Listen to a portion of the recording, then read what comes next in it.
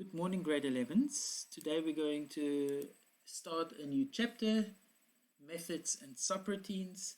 That is chapter 8. And I will give you a short introduction to subroutines. We're going to look at what's subroutines, what's methods, and then specifically we are looking today at procedures without parameters. So, what is a subroutine? A subroutine is a grouped program statement, which means that it is code that does a specific task. They can be called repeatedly to perform tasks and applications. So instead of rewriting code over and over again, we can use them repetitively. It can either be a procedure and a function, and we're going to look at the difference between the two in a moment. So we have already used some of these subroutines, which are pre-written ones that are stored in libraries, and those need to be added to the users section. So for example, we have used a function called random or random range. That without adding math to the user section, we cannot use the function random range. So because the actual code, the definition of that subroutine is written or can be found in the library called math. Data that subroutines need to perform, its tasks are called parameters. So in the bracket after the function name or the procedure name, we give, or we need to give the function a little bit more information of values that it needs to perform its tasks. For example, show message. We can't just say show message. We need to say what does it need to display. Today, however, we are going to look at procedures without parameters. And we have used some of them already. For example, randomize. It's a procedure that randomizes the random, generation of random numbers. That does not need anything else. It's a task that is completed to randomize numbers. No parameters needed. The main benefit is one can reuse code, and I've said that already. That's the main reason why we use subroutines, so that we don't have to rewrite code. Methods, functions, procedures associated with an object. For example, set focus and clear. They perform a very specific task. An event handler, as it describes a specific behavior of an object when an event, sorry for the spelling mistake, event occurs on click event. So if you click a button, a method, that's the method of that specific event. Click or on mouse over or etc. Okay, then let's have a look at the difference between a function and procedure. So we have the function and we have a procedure. A function has a result, one result of a specific data type, and which needs to be assigned to a component or variable. I'm going to look at some examples that we've used before just now. And a procedure can have one or more results and stands on its own to complete a specific task. And I want to highlight here the word a specific task, not tasks, one task, but it can have more than one results, but it also stands on its own, where a function has a result, one result, but needs to be assigned to a variable or a component. So some examples that we've used already: functions, into string. Into string doesn't stand on its own. It needs to be assigned. So we have a component here, for example, a rich edit or an edit box int, we have an integer to string, and then it has a parameter of the number that we want to convert. Same with string to float. Copy has more than one parameter. What do we want to copy, or from where do we want to copy, and how many characters do we want to copy? The position, what do we want to find? Where do we want to find it? Here's some usually mathematical functions. They are all functions because they have a very specific result. This one is a string, this one is a real data floating point. Copy would be also string, pos would be an integer, etc., etc. Procedures that we've looked at: show message, and you can see the difference. Show message is not assigned to a variable or component. It stands on its own, and this one would have a parameter of the message that it actually shows. Beep, we can simply write beep and the computer will make a sound. It's one without a parameter.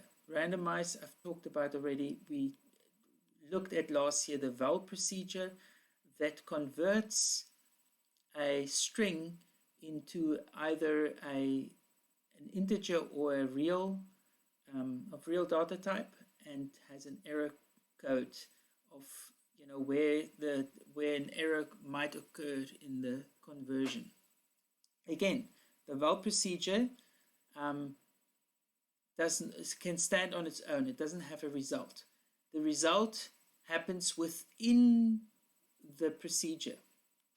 Right, then maybe just quickly, if you write, for example, this procedure beep and you hover over it, the following will appear, and it tells you in which library this function or the procedure can be found. If you click on it, it actually takes you, it opens the library and you can scroll and find it. Those are thousands of lines of code that you can look through, etc. All right, then just some notes before we look at the textbook. When we talk about functions or procedures, we talk about calling them. So we have declared them, we have defined them, and now we're calling them in terms of using it. So writing int to string means I'm calling on that function in that specific library. And we do that by just typing its descriptive name. Just like variables, methods need to be declared privately for now.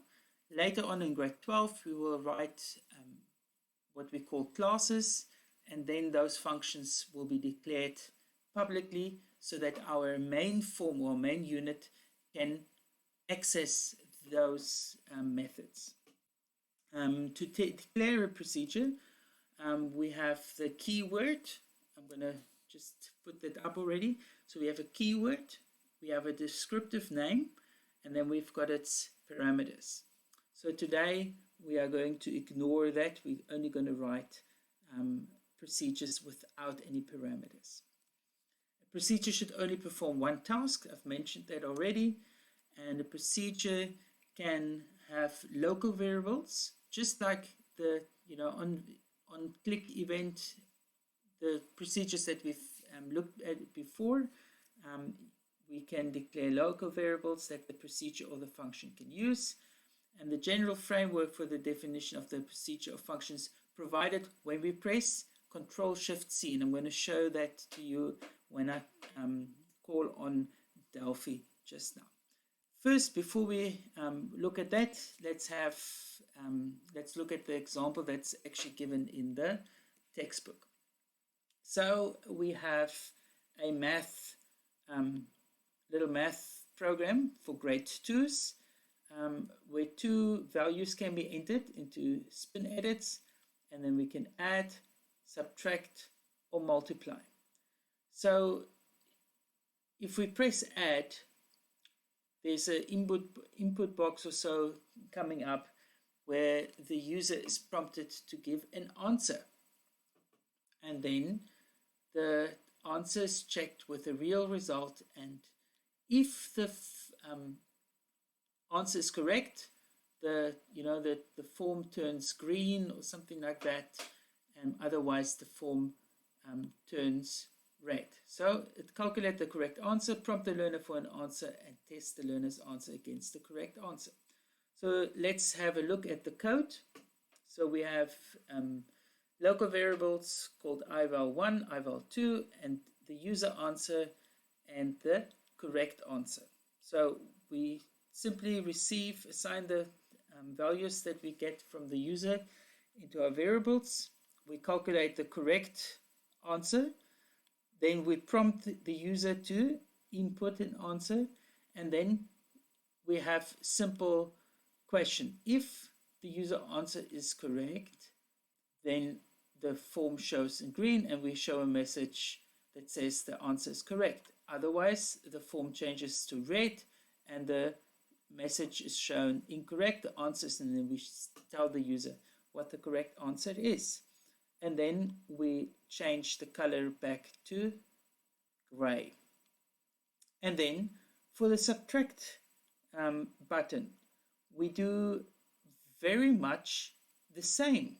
We ask, the input, and then our correct one is simply, this is the only thing that changes. It's minus now. If it's correct, then it becomes green. So it is very much the same. And then we have the multiplication. Again, everything the same except that iCorrect is now the multiplication between these two numbers. And this rest is the same again. In the example, they say here CL silver, but I suspect that they made a mistake. It should have been CL gray, just as much as the other two are CL gray. Okay, so we can see that there's a lot of code that is actually repeated. For example, this entire code. I can't highlight, well, I can highlight it like this. If I use is correct, then that is repeated over here, exactly word for word. There's not a single line of code that is different than before, and this one is exactly the same as well. So wouldn't it be nice if we could, there we go. Wouldn't it be nice if we could write this code once and then just call upon it there and there? And you've guessed it right, we can do so by writing a procedure. Now, in this procedure, I'm going to go through this quickly.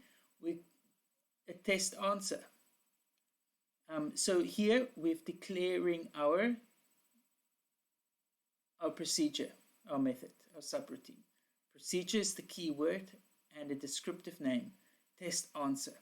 And now at this point, after you have declared it and you press Ctrl-Shift-C, a framework will come up and it will look like this. Procedure, t4mathgame.test-answer begin, and then there will be an end. And then we will write the code that I've highlighted here in yellow. We simply write this here. You can see it is again exactly the same code as before. Now, when we write our math program, we declare our variables, we receive the input, we do the calculation, we receive the user input, and now instead of repeating all this, we can simply call on our procedure by writing down its descriptive name, test answer, and then it will execute our procedure. And on the other button click, we write the same, test answer, and for the multiplication, the same. Okay, all this I've already talked about in the PowerPoint presentation. So today, and before I'm asking you to do activity 1, I will bring up Delfi just now. Our example over here still has repetitive code. For example, the asking for what the, get the values, something like that. So in our activity, you have to write a procedure called get values and then assign the values to that. So you would write the values, and then instead of repeating this code,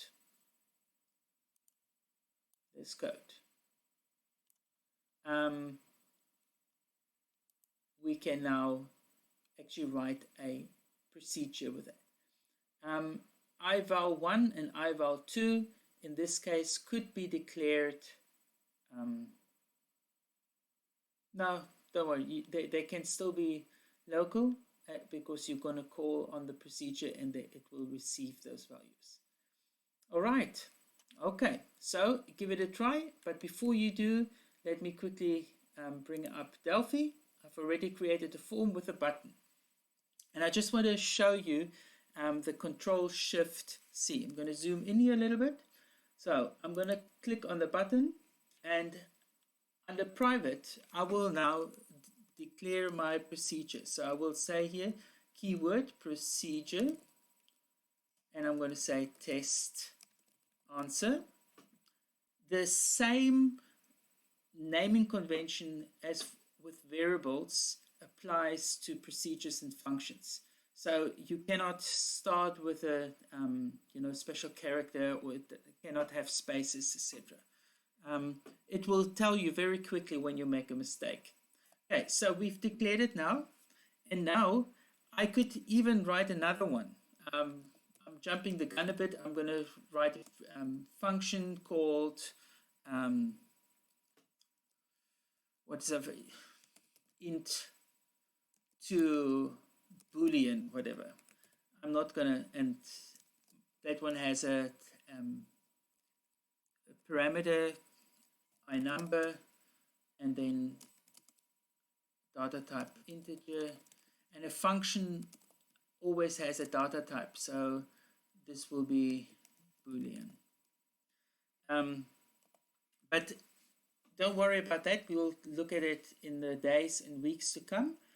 But what I want to show you now is if I press now Control-Shift-C, it will build the framework. So you can see here's my function with the parameter, and it has a begin and end, and here's my procedure, test answer, with a begin and end.